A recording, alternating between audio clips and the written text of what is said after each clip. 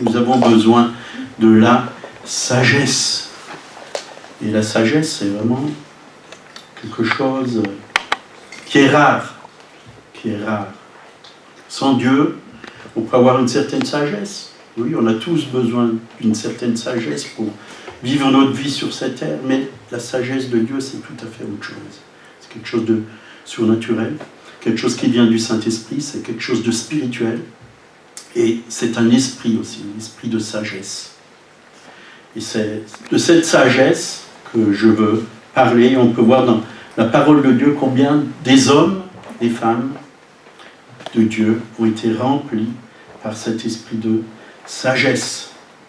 Alors on va commencer par Jacques, chapitre 3, versets 13 à 18. Lequel d'entre vous est sage et intelligent, qu'il montre ses œuvres par une bonne conduite, avec la douceur de la sagesse. Mais si vous avez dans votre cœur un zèle amer et un esprit de dispute, ne vous glorifiez-vous pas et ne mentez pas contre la vérité.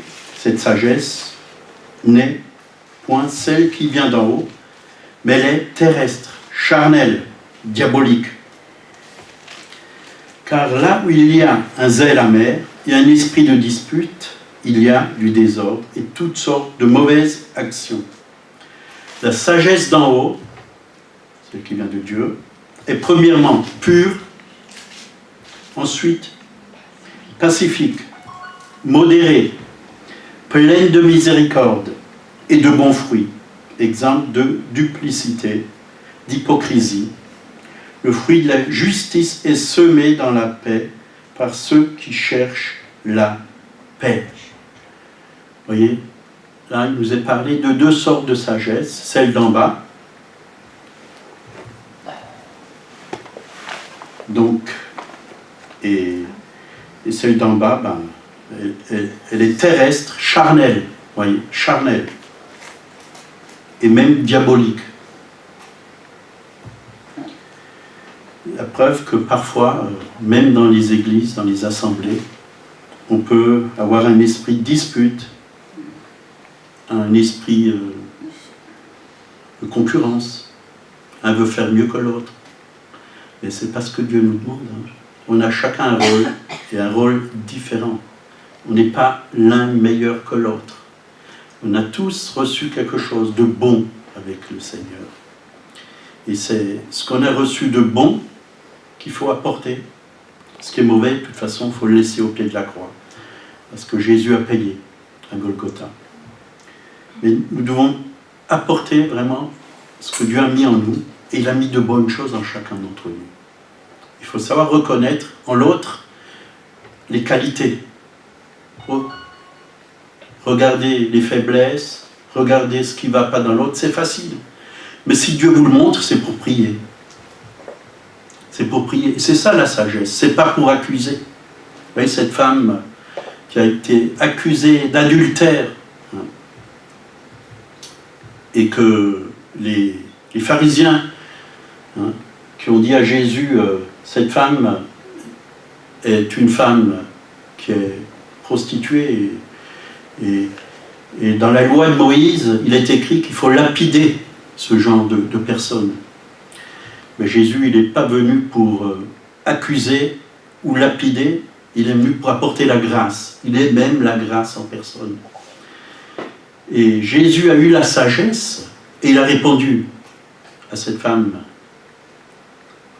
Il a d'abord parlé au groupe qui était là. Si quelqu'un d'entre vous n'a jamais péché, qu'il lance la première pierre. Ça, c'était une parole de sagesse qui est sortie de la bouche de Jésus. Et un après l'autre, ils sont partis. Et Jésus a dit à cette femme, quelqu'un t'a condamné? Alors elle a dit non, moi je ne te condamne pas, mais va et ne pêche plus. Vous voyez, Dieu ne nous condamne pas sur nos péchés, mais il nous encourage à ne pas pécher, parce qu'il nous donne la capacité pour ne pas pécher. Il n'est pas là pour nous lancer des pierres parce qu'on a fait une faute, Ou même, si vous avez des enfants, si votre enfant va faire une faute, vous n'allez pas lui lancer une pierre ou le condamner. Vous allez lui expliquer ce qui est bon et ce qui n'est pas bon. Vous allez lui pardonner. Parce que vous avez le cœur de Jésus en vous pour pouvoir aimer et pardonner. On n'est pas là pour châtier selon le monde, mais Dieu châtie celui qu'il aime. C'est-à-dire Dieu nous corrige avec amour et tendresse pour nous emmener sur le bon chemin. C'est ça, le châtiment. Il ne va pas venir avec une gourgette, hein, parce que maintenant c'est le temps des gourgettes, et il ne va pas nous taper dessus sur la tête. Courgette. Hein. Courgette. Donc on va aller plus loin. 1 Corinthiens 1, 19.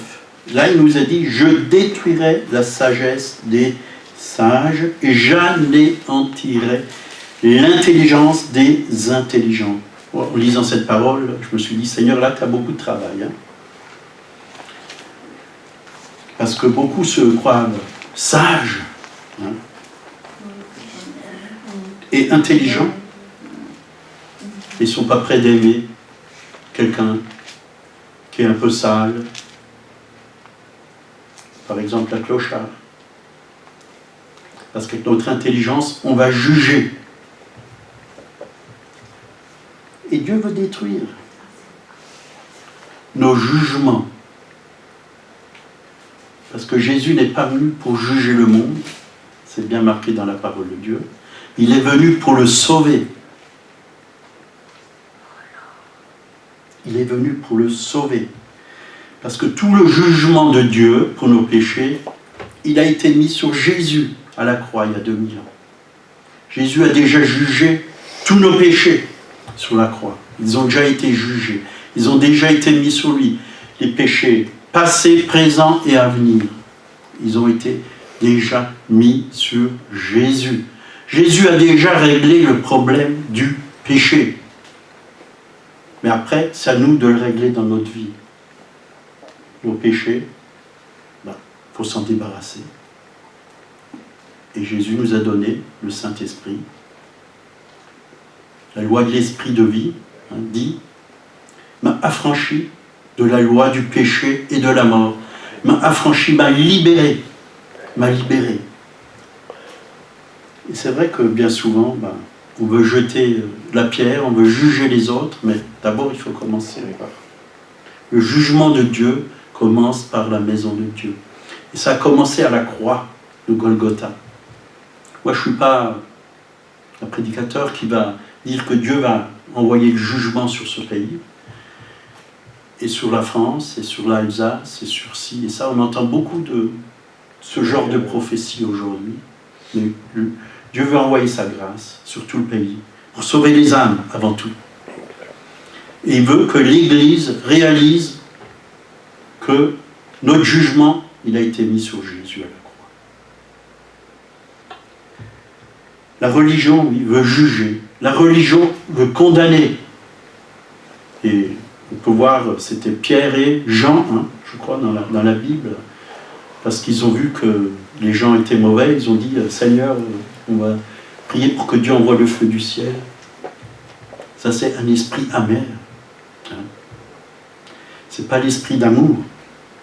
Bien au contraire, quand on voit le péché, là où le péché abonde, Dieu veut faire surabonder sa grâce.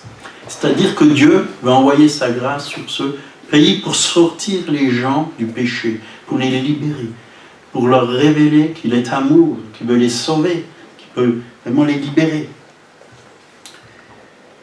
Alors nous devons regarder à Jésus pour pouvoir réussir. Jésus, il a une sagesse qui vient d'en haut, qui vient du Père, qui vient de l'Esprit. Et il veut nous communiquer cette sagesse. Jésus veut être ton conseiller. Il veut être ta sagesse. Il veut t'établir sur les vérités de la nouvelle alliance. Vous voyez, dans l'ancienne alliance, on voyait beaucoup de sang, beaucoup de jugements, Sodome et Gomorrhe, mais dans la nouvelle alliance, on ne voit pas ça. faut bien sûr que quand quelqu'un a menti au Saint-Esprit, hein, Séphora et Ananias, ils ont été tués. Et je crois que si on a reçu la grâce de Dieu, ben, c'est pour vivre dans la vérité, pas pour mentir. Parce que nous ne devons pas donner notre langue. C'est qui le père du mensonge? C'est le diable. Il ne faut pas donner notre langue au diable pour qu'il parle au travers de nous, pour qu'il mente au travers de nous. C'est le père du mensonge. Dieu, c'est le père de la vérité. Il est le chemin, la vérité et la vie. Et c'est lui que nous voulons glorifier. Demande à Dieu vraiment de mettre sa sagesse sur toi. Sur les réseaux sociaux, on voit vraiment beaucoup de gens qui jugent et qui n'arrêtent pas de juger. Et le Seigneur m'a dit, c'est pas comme ça qu'il faut faire. C'est pas parce que quelqu'un est dans la fausseté qu'il faut mettre comme ça le doigt dessus et l'accuser. Et il y en a beaucoup aujourd'hui qui accusent, comme les pharisiens, des chrétiens nés de nouveau. Et c'est vrai parfois il y a des gens, ils ont tel et tel problème, puis ils vivent dans l'idolâtrie, mais en entendant la vérité, Dieu va les mettre sur un chemin de choix pour abandonner justement l'idolâtrie. Et dernièrement, il y a une femme qui est venue vers moi, et cette femme, elle priait Marie. Je l'ai déjà raconté ce matin à mon frère Michel. Elle priait Marie. Et il y a des chrétiens autour qui lui disaient « c'est pas bien, il ne faut pas faire ça ». Alors, ils me l'ont envoyé, cette femme. Les chrétiens me l'ont envoyé. Alors j'ai dit « écoute, moi je ne te dis pas de faire quoi que ce soit. Je dis demande au Saint-Esprit de te montrer ce qui est juste et ce qui n'est pas juste. S'il faut prier Marie ou s'il ne faut pas la prier. Moi, je dis personnellement, je ne la prie pas parce que ce n'est pas marqué dans la parole de Dieu. Il n'y a qu'un médiateur entre Dieu et les hommes. Je crois que Dieu doit nous donner la sagesse. Parce qu'on peut vite blesser les gens et leur faire du mal. Et ces personnes vont s'éloigner de nous et ils vont dire c'est ça les évangéliques, c'est ça les darbistes ou les baptistes ou les ADD ou les semeurs. Alors, veillons et demandons toujours à Dieu, Seigneur, mets dans ma bouche, mets dans mon cœur des paroles de sagesse. Colossiens 2, verset 3. En Christ sont cachés tous les trésors de la sagesse et de la connaissance. Voyez où sont les trésors de la sagesse et de la connaissance? En Christ. Et Christ, il est où? Il est dans votre cœur.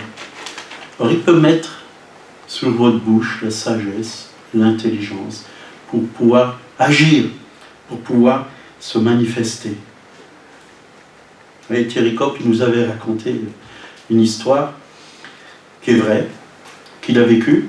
Il est allé dans les rues pour évangéliser, pour témoigner de Jésus, du Dieu d'amour, du Dieu de paix. Il y a un religieux qui est venu avec une pancarte.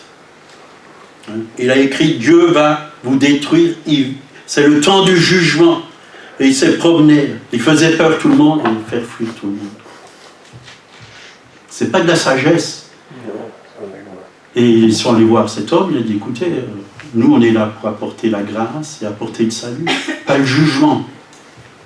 Alors on aimerait que vous vous enlevez d'ici parce que vous faites le contraire de l'œuvre de Dieu. » Et ils lui ont dit de partir, quoi. Ils ne voulaient pas tout de suite partir, mais ils ont prié, puis il est parti en fin de compte, quoi. Alors nous devons faire attention comment nous évangélisons.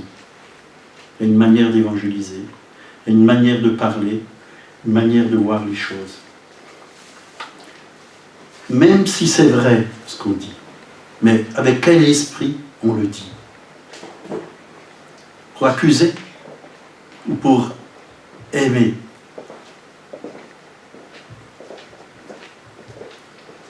Donc aujourd'hui, Jésus, il est assis à la droite du Père. À la droite du Père. Et la Bible dit dans 1 Corinthiens, chapitre 1, verset 30, « Or, c'est par lui que vous êtes en Jésus, lequel, de par Dieu, a été fait pour nous sagesse. » Jésus a été fait pour nous sagesse, justice et sanctification et rédemption. Afin, comme il est écrit, que celui qui se glorifie dans le Seigneur, comme nous venons de le lire, que celui qui se glorifie dans le Seigneur. Christ a d'abord été fait sagesse pour nous. Donc, il est notre sagesse. L'Esprit de Jésus en nous, c'est la sagesse. En tout premier lieu, la sagesse. Le reste, ça suit. Mais si Dieu a placé la sagesse en premier, c'est qu'on a vraiment besoin de cette sagesse pour pouvoir réussir dans nos vies. Parce qu'on peut faire beaucoup de choses, mais si on le fait sans sagesse... Je parlais avec Thierry Kopp au camp, et on parlait de certaines personnes, d'évangélistes et de prédicateurs. Et c'est vrai. Et parfois, il faut leur dire, Dieu veut vous donner la sagesse. Parce qu'on peut prêcher sans la sagesse de Dieu. Et on peut faire beaucoup de mal. On peut faire beaucoup de mal. Il faut beaucoup de sagesse. Et on sera jugé pour nos prédications. Celui qui enseigne, il sera jugé en premier. Parce qu'il peut entraîner tout un peuple où il peut bloquer, il peut blesser plein de personnes. Et je crois qu'il faut la sagesse pour aimer. La sagesse pour voir que quelqu'un a besoin de pardon. Discernement, voir que quelqu'un a besoin de guérison. Et qu'il ne faut pas venir le matraquer. Et ça va vite. Moi, il m'est arrivé, quand j'étais jeune converti, de venir dans des assemblées. J'étais déjà parfois un peu attristé, puis découragé. Puis on venait encore, on me mettait un coup sur la tête. Un bon coup de marteau. Quand je ressortais du culte, j'étais complètement mal. Pire que quand je suis arrivé. Parce que j'ai eu une dose en plus. Des accusations en plus. Au lieu de recevoir le pardon, l'amour, l'encouragement. Alors nous devons veiller. Donc la sagesse vient en premier. Et nous devons accepter Jésus en tant que notre sagesse. Et la sagesse, ça nous rend humbles, mais aussi enseignables. La sagesse, c'est pas de vouloir toujours avoir raison. Écoutons d'abord les autres. Parfois, ils vont nous parler. Parce que Saint-Esprit va parler au travers des autres. Et on a besoin d'être enseignés, les uns par les autres. Parce que le Saint-Esprit, il enseigne au travers des autres aussi. Pas seulement au travers de ceux qui enseignent ici sur le pupitre. Au travers des autres. On peut avoir beaucoup de connaissances à force de lire des livres et de chercher toutes sortes de solutions dans les livres de ce monde. Mais la Bible dit dans 1 Corinthiens 8, verset 1, la connaissance enfle. Ça peut nous enorgueillir et on peut se croire supérieur aux autres parce qu'on connaît plus de choses que les autres. Et j'ai vu ça, tout au début de ma conversion. J'ai vu un prédicateur et il disait, moi j'ai plus de connaissances que vous. Et il le disait en public, je suis au-dessus de vous, parce qu'il croyait que lui, puisqu'il cherchait Dieu, c'est vrai, Dieu lui donnait beaucoup de choses, mais il s'en est enorgueilli, il s'est enorgueilli de tout ça. Mais aujourd'hui, cet homme, il avait gagné des milliers de personnes à Christ, il a fait beaucoup de bon travail, je reconnais ça. Mais aujourd'hui, j'ai eu des contacts avec lui, il est en bas, parce qu'il est orgueilleux. Et Dieu résiste aux orgueilleux. Et c'est plus la personne qu'il était. Il a perdu beaucoup de choses. Beaucoup de choses. Et nous devons veiller. Et je ne suis pas là pour le descendre, mais je prie pour lui. Que Dieu le bénisse et le relève. Mais on peut rester des années et des années comme ça dans l'orgueil. Parce que le cœur de l'homme est parfois dur, résistant. Donc Dieu veut nous donner une sagesse qui vient d'en haut, pure, comme on l'a lu avant, pure. Donc la sagesse, elle ne vient pas parce que vous êtes ancien dans l'Église ou parce que vous avez 30 ans de vie chrétienne, elle vous vient du Saint-Esprit. Un jeune chrétien peut recevoir la sagesse parce qu'elle nous est communiquée par le Saint-Esprit.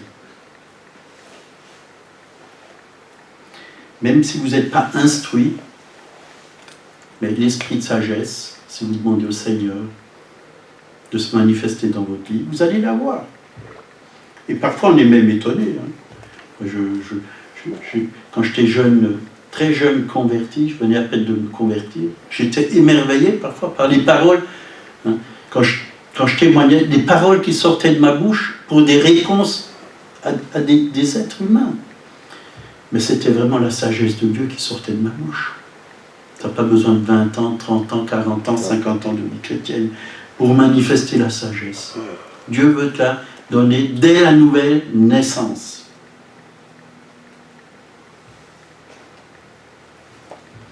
Proverbe 4, verset 7. On ne pourra pas parler de tout ce qui est écrit dans la Bible sur la sagesse. Il y a tellement de livres qui parlent de la sagesse, mais dans les proverbes, il y a beaucoup de versets qui parlent de la sagesse. Proverbe 4, verset 7. Voici le commencement de la sagesse. Acquiers la sagesse. Avec tout ce que tu possèdes, acquiers l'intelligence. Exalte-la et elle t'élèvera. Elle fera ta gloire si tu l'embrasses. Elle mettra sur ta tête une couronne de grâce. Elle t'ornera d'un magnifique diadème. Voyez ce que fait la sagesse? N'est-ce pas beau? Non, c'est pas beau? Je n'entends ni de Amen, ni d'Alléluia. Ah, vous n'avez peut-être pas envie que Dieu mette sur votre tête une couronne de grâce, qu'il t'orne d'un magnifique diadème. Vous n'avez peut-être pas envie ce matin. Mais Dieu veut le faire, parce qu'il t'aime. Il veut le meilleur pour toi. Il veut te communiquer la sagesse. Est-ce que tu le crois? Amen. Amen. Ou des amens timides. Donc on vient de lire, Jésus a été fait pour nous sagesse. Et la sagesse va toujours nous guider vers Jésus et vers la croix, avant tout. Bien souvent, on veut chercher des remèdes dans ce monde. Dans ce monde. Et il y en a. Je ne dis pas qu'il n'y en a pas. Il y en a. Mais ce n'est pas spécialement les meilleurs. Pas spécialement les meilleurs. Et je connais des personnes, bon, ils ont pu être délivrés de la cigarette, sans Dieu. Mais une fois qu'ils ont été délivrés de la cigarette, ils ont commencé à manger beaucoup de bonbons, de gâteaux et de chocolat. Une compensation. Une compensation. Mais quand Dieu vous libère, moi quand j'ai été libéré par Dieu, je n'avais pas besoin de compensation. Parce que quand le Saint-Esprit vous libère, vous êtes rassasié par la parole de Dieu. Et vous êtes satisfait de Dieu. Vous êtes heureux. Parce que lui nous rassasie. Il nous rassasie. Il est le pain de vie qui nous rassasie. Et c'est du bon pain et du pain complet. Pain complet. Il y a tout ce dont votre esprit, votre âme et votre corps a besoin dans le pain complet qui est Jésus. Il y a toute la bénédiction, il y a tous les vitamines, il y a toute la bonne saveur dans ce bon pain complet. Et la bonne odeur, un pain frais, ça sent bon. Passez à côté d'une boulangerie, vous allez voir que ça sent bon. Donc la sagesse va nous conduire toujours vers Jésus. Toujours vers Jésus. Et elle va nous faire réaliser que Jésus est vraiment bon. Parce qu'il a donné sa vie pour nous. Il est vraiment glorieux. Il est bonté, il est puissant, il est saint. Et Jésus, quand on vient vers lui, il ne va pas nous écraser, il va nous élever. Il va nous élever. Parce que lui, il a été élevé par le Père pour nous élever avec lui, pour nous emmener avec lui. Il nous a même préparé une place, là-haut, dans la gloire. Et dès maintenant, vous pouvez venir sur son trône. Vous pouvez être assis avec Christ dans les lieux célestes. Les lieux célestes, c'est un lieu élevé, au-dessus des puissances ténébreuses, au-dessus des démons, au-dessus des craintes, des peurs, des doutes, des inquiétudes. Il veut vous élever. Au-dessus de tout. On parlait avec notre frère Antoine ce matin, qu'au début, avant le culte, qu'au début, il n'y avait pas de maladie sur terre. Tout était parfait. Adam et Ève, quand ils n'avaient pas commis de péché, il n'y avait pas de maladie. Il avait une santé parfaite. Et Dieu veut nous donner une santé parfaite. C'est pour ça qu'il est mort. C'est pour ça qu'il a été meurtri, pour que dans ces meurtrissures, nous soyons guéris. Et c'est bon de mettre notre vie en ordre devant le Seigneur. Et moi, je réalise, plus je mets ma vie en ordre devant Dieu, plus je me porte bien. Que ce soit à l'intérieur ou à l'extérieur, plus je me porte bien. Ce qu'il y a à l'intérieur, ça reflète à l'extérieur. Ça reflète l'extérieur. Si vous êtes joyeux dans votre cœur, vous allez avoir sur votre visage la joie, sur vos joues la joie. Vous allez attirer du monde. Là, j'étais en train de faire les courses. C'était quand? Hier ou avant-hier? Hier. Je suis passé à la caisse, puis la caissière, elle me fait un grand sourire. Déjà de loin, elle me fait un sourire. Et plus j'approchais vers elle, et elle arrêtait pas de me sourire. Je ne sais pas pourquoi, mais c'est parce que j'avais certainement la joie. Vous voyez, quand vous communiquez la joie, elle vous revient en retour. Venez avec une tête triste, faire les courses, et la caissière, elle va se dire, oh là là, celui-là, là, il doit avoir de sacrés problèmes. Alors soyons dans la joie, parce que la joie du Seigneur, c'est vraiment notre force. Marchons avec cette joie. Donc, on va regarder la prière de Paul. Dans Éphésiens 1, versets 16 à 19, « Je fais mention de vous dans mes prières, afin que le Dieu de notre Seigneur Jésus-Christ, le Père de gloire, vous donne un esprit de sagesse et de révélation, qu'il vous fasse connaître, qu'il illumine les yeux de votre cœur, afin que vous sachiez quelle espérance qui s'attache à son appel, quelle est la glorieuse richesse de son héritage au milieu des saints, et quelle est la grandeur surabondante de sa puissance envers nous qui croyons, selon l'action souveraine de sa force.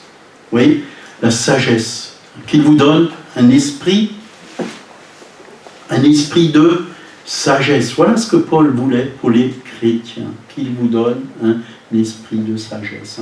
Et Jacques, dans Jacques, l'épître de Jacques, il nous a dit, si quelqu'un a besoin de sagesse, qu'il la demande tout simplement à Dieu, et il lui sera donné. On ne va pas pouvoir prendre tous les versets que j'ai marqués, mais on va faire un peu plus vite, là. Dieu veut nous donner la sagesse. Luc 2, 52. Et Jésus croissait en sagesse, en stature et en grâce, devant Dieu et les hommes. Sagesse, stature, grâce devant Dieu et devant les hommes. Vous voyez, grâce, moi j'aime beaucoup ce mot, parce que tout est grâce. Ça veut dire, c'est un cadeau qui nous vient de Dieu. On n'a rien mérité, Dieu nous donne gratuitement parce qu'il nous aime. Tout est grâce. La sagesse, c'est une grâce. C'est un cadeau qui nous vient de Dieu. Et c'est ce que je veux. Seigneur, donne-moi la sagesse. Salomon, il pouvait demander tout ce qu'il voulait à Dieu, et Dieu allait lui donner. Et la première des choses qu'il a demandé, il a dit, je te demande ni richesse, ni argent, ni or, mais la sagesse pour diriger ton peuple. Bien sûr, Dieu lui a donné la sagesse, il a fait des choses merveilleuses, mais à la fin de sa vie, il a dévié. Il a dévié. Il est allé trop loin. Il n'a pas marché toujours avec la sagesse. Veillons. Veillons. Parce que, vous savez, l'ennemi cherche toujours à nous faire dévier. On peut bien commencer, mais on peut mal finir.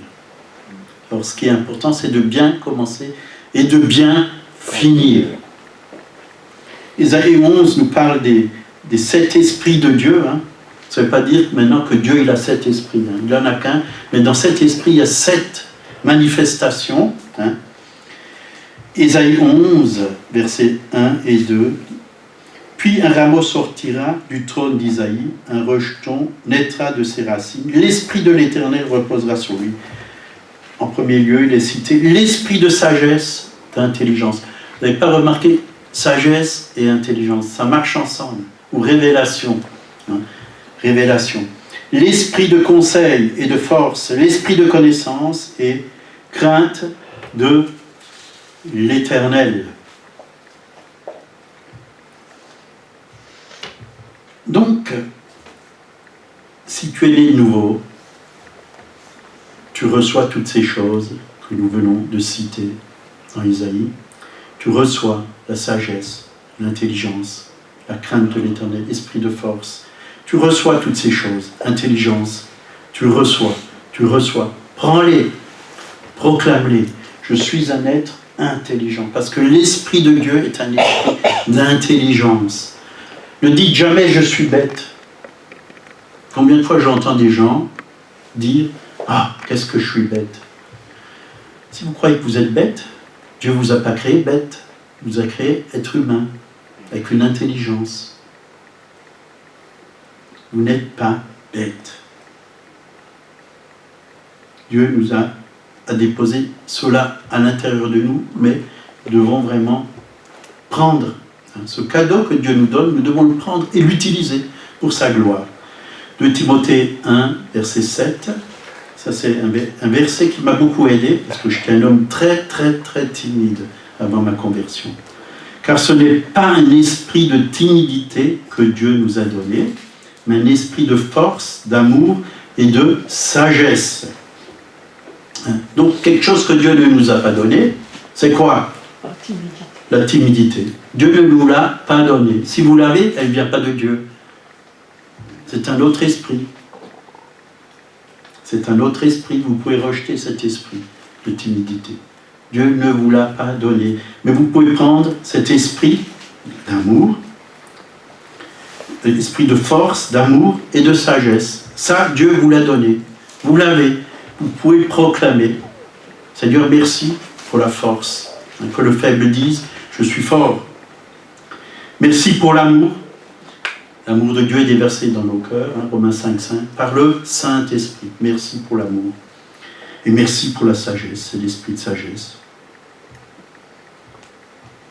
Et dans les dons spirituels, il nous a aussi parlé de cette sagesse surnaturelle, comme don spirituel. 1 Corinthiens 12, verset 7, à chacun la manifestation de l'Esprit est donnée pour l'utilité commune. En effet, à l'un est donné par l'Esprit une parole de sagesse. Parole de sagesse. Ça remet les choses en place. Vous savez, une parole de sagesse, là où il y a du désordre dans la vie de quelqu'un, ça remet les choses en place. Où il y a un manque, où il y a quelque chose qui ne fonctionne pas dans la vie de quelqu'un, ça remet les choses en place. Il faut savoir écouter le Saint-Esprit. Et on peut bénir les autres avec une parole de sagesse. Un autre, une parole de connaissance, selon le même esprit. Un autre, la foi par le même esprit. Oui, toujours par le même esprit, etc., etc. On ne va pas tout lire.